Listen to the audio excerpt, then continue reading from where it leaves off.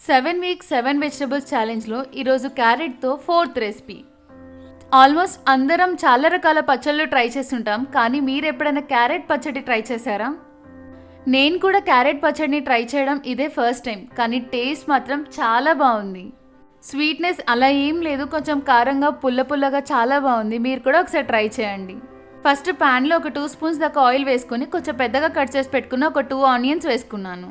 Onions just లైట్గా fry అయిన తర్వాత ఒక క్యారెట్ని కట్ చేసుకున్నాను, అది వేసుకొని ఒక 2 to 3 మినిట్స్ ఫ్రై అయిన తర్వాత పచ్చిమిర్చి టొమాటో కూడా వేసుకొని అంతా కలుపుకొని మూత పెట్టి తీసి మధ్యలో కలుపుతూ ఫ్రై చేసుకోవాలి.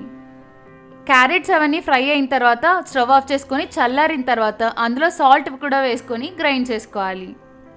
ఇలా గ్రైండ్ చేసుకున్న చట్నీలో లెమన్ని స్క్వీజ్ చేసుకోవాలి. తర్వాత తాలింపు కోసం ఆయిల్ హీట్ అయిన తర్వాత నేను ఇక్కడ మినపప్పు మాత్రం వేస్తున్నా, మీరు కావాలంటే శనగపప్పు, ఇంకా ఆవాలు, జీలకర్ర, ఎండుమిర్చి, కరివేపాకు వేసుకొని ఫ్రై అయిన తర్వాత మనం ప్రిపేర్ చేసి పెట్టుకున్న పచ్చడిలోకి వేసుకోవాలి. అంతే, క్యారెట్ చట్నీ రెడీ.